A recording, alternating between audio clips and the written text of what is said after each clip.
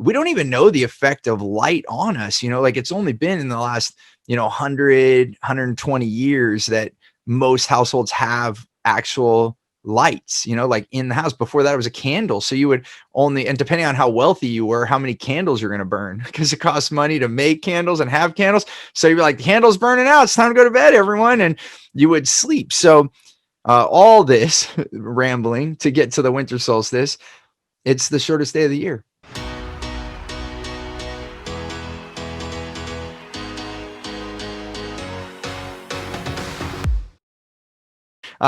So here we are upon the week of holidays. Although some of the holidays already started.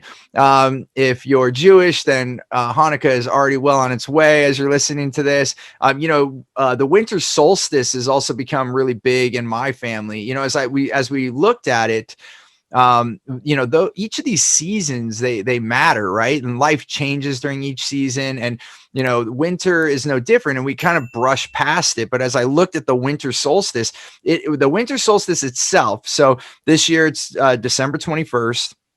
And obviously this is if you're in the Northern Hemisphere. For all of our Australian folks listening in, you're like, what the hell winter are you talking about? This is summer. And yes, that is true. But you can take these notes for when you have your winter 6 months from now. So for the Northern Hemisphere folks like us, then we're in the shortest day of the year is what December 21st is. So it's the day that the sun rises the latest and sets the earliest. And in that time, as you look at history, it was a time to work less, just overall in the wintertime, especially when you had your farm, or, you were a local business person, things would slow down, which is really good.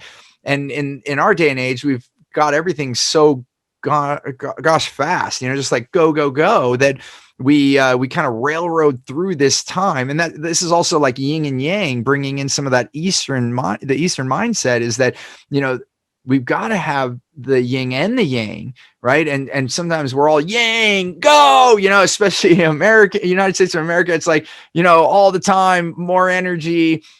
So back to this idea of slowing down, if it's the slowest day of the year, and if you look at circadian rhythms, right, then the idea is we don't even know the effect of light on us. Like it's only been in the last, 120 years that most households have actual lights, like in the house. Before that, it was a candle. So you would only, and depending on how wealthy you were, how many candles you're going to burn, because it costs money to make candles and have candles. So you'd be like, the candle's burning out. It's time to go to bed, everyone. And you would sleep. So all this rambling to get to the winter solstice, it's the shortest day of the year. It's a day of slowing down, reflecting. And so my family and I have made a new ritual to use that time as a family.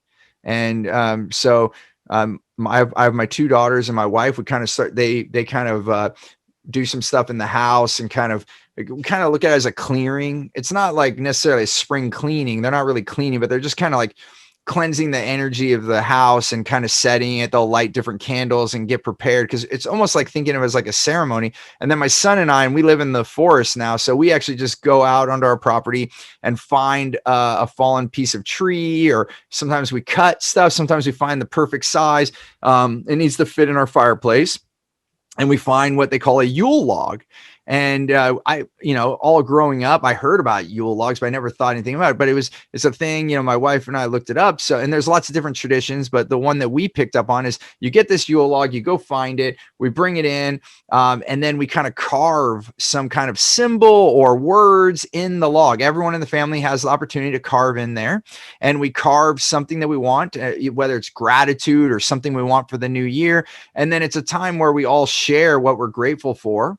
And then, and now what we do is we keep one piece of the Yule log. So we burn that log till it's got a little piece left.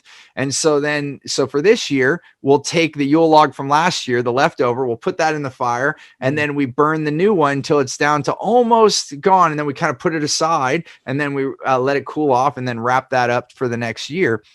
And this is now, this will be the third or fourth year that we've been doing this.